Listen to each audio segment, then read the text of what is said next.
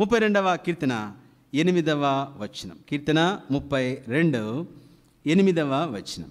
నీకు ఉపదేశం చేసేదను, నీవు నడవలసిన మార్గమును నీకు బోధించెదను, నీ మీద దృష్టి ఉంచి నీకు ఆలోచన చెప్పెదను. ఒక విషయం ఏమిటంటే, ఇశ్రాయేల్ ప్రజలు యాక్చువల్గా ముందుగా దేవుడు రాజు ఇవ్వాలని ఇష్టపడలే. ఆయన రాజు ఇవ్వాలని ఇష్టపడలేదు. ఎందుకంటే రాజు వద్దు, ఆయనే నడిపించాలనుకున్నాడు ఇశ్రాయేల్ ప్రజలను. అయితే వాళ్ళు అన్నారు, అలా కుదరదు ప్రభా, లోకంలో అందరికీ మంత్రులు ఉన్నారు, రాజులు ఉన్నారు, కాబట్టి మాకు రాజు కావాలి, మాకు రాజు కావాలి. అయితే ఎప్పుడైతే వారు అందరి వల్ల రాజు కావాలని కోరుకున్నాడో, అంటే దేవుని ఉద్దేశం ఏమో ఆయన నడిపించాలని, వాళ్ళేమో అందరిలాగా మేము నడవాలి. ఎంత బుద్ధిహీనులండి. దేవుణ్ణి వారు నిరాకరించారు. అందుకోసమే సమయంలో వచ్చి, ప్రభా ఏం చేయమంటావంటే, చింతిస్తావంటే, నువ్వెందుకు చింతిస్తావయ్యా, వారు తమను ఏలకుండా నన్నే నిరాకరించారు. దేవా లేదా దేవుడా, నువ్వు మాకు వద్దు, మేమేమి నడుపుకుంటాం, మాకు రాజును పడే అంతే, నువ్వు నడపద్దు మమ్మల్ని.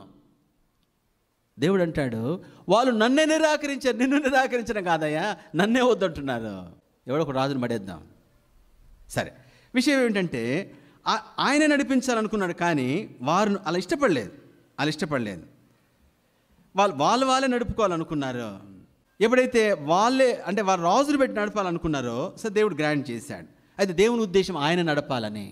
సోదరుడా సహోదరి, సత్యం ఏమిటంటే ఆయనే మనం నడిపించాలనుకుంటున్నాడు, ఆయనే మనల్ని పరిపాలించాలనుకుంటున్నాడు, ఆయనే మనకు బోధించాలనుకుంటున్నాడు, ఉపదేశం చేయాలనుకుంటున్నాడు, ఆయనే మనల్ని నడిపించాలనుకుంటున్నాడు, ఆయనే పరలోకం చేర్చాలనుకుంటున్నాడు.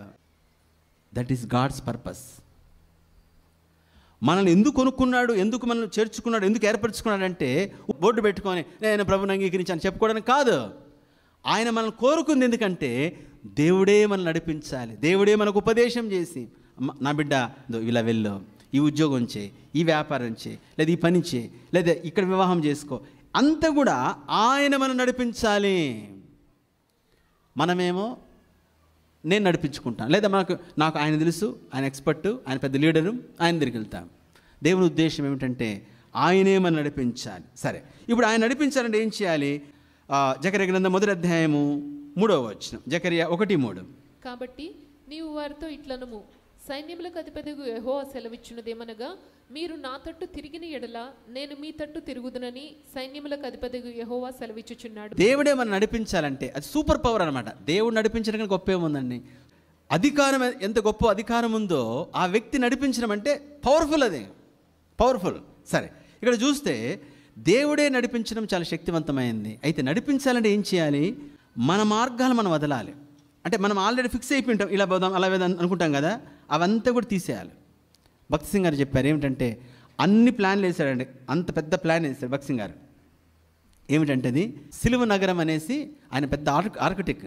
ఆయన సేవకు వచ్చినాక ఆయన ఇంజనీర్ కదా, ఇక మొత్తం ప్లాన్ అంతా గీసేసాడు అనమాట. మొత్తం పెద్ద ప్లాన్ వేసాడు, పెద్ద చార్ట్ వేసుకొని మధ్యలో మందిరము, అటువైపు ఏమో ఒక 50 ఎకరాలు లేదా 100 ఎకరాలు అక్కడ అగ్రికల్చర్ పార్క్, అక్కడ నుండి అగ్రికల్చర్ సంబంధించిన అన్ని ధాన్యాలు, కూరగాయలు పండించాలా, పంటలు పండించాలా, వ్యవసాయం అంతా చుట్టుపక్కల ఇంకొక 50 ఎకరాలు 100 ఎకరాలు, తర్వాత ఇటువైపు ఇండస్ట్రీస్ అన్నీ వేసాడు అన్నమాట. వేసి ఇప్పుడు విశ్వాసులు అంతా చుట్టుపక్కల ఇండ్లు కట్టుకోవాలి.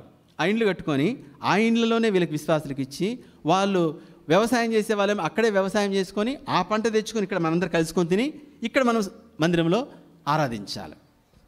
సిలువ నగరం అని పెద్ద ప్లాన్ వేసాడు, పెద్ద చార్ట్ వేసి.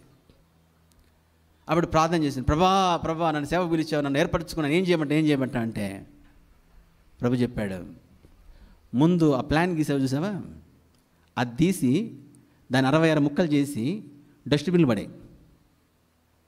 ఏంది ప్రభా, ఏది పడేయమంటున్నావు? అదే గీసావు చూసావా, సిలువ నగరం అనేసి.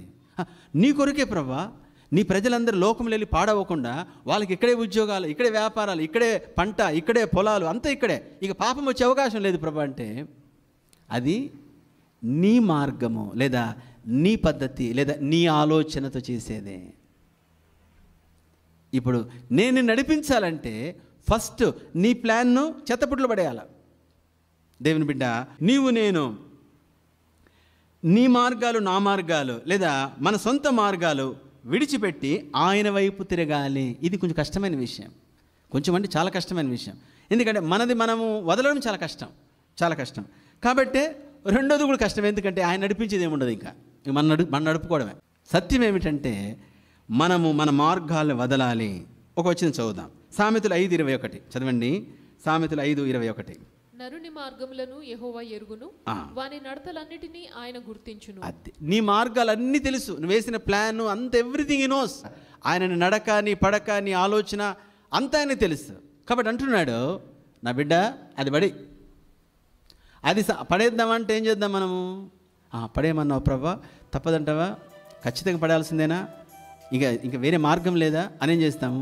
పడేస్తాను ప్రభా అని చెప్పి మొత్తం ప్యాక్ చేసి ఎక్కడ పెడతాం, అక్కడే ఆ సూట్ కేసు కిందనో లేదా పైన అలమారాలో. ఎందుకని? ఒకవేళ దేవుడు కానీ ఏ బయలుపరుపు ఇవ్వకుండా ఏది కాకపోతే మళ్ళీ అది పట్టుకొని చేసుకుందాం. దేవుని బిడ్డ దాన్ని చంపాలి, చెప్పాలంటే డిస్ట్రాయ్ ఇట్, అంతే. అది దేవుని దగ్గర రావాలంటే కష్టమైన విషయం. యూ డిస్ట్రాయ్ ఎవ్రీథింగ్, అంతే. నా అనేది చంపాలి, అంతే. తర్వాత అంటాడు, నాతో వచ్చే, నేను నడిపిస్తాను.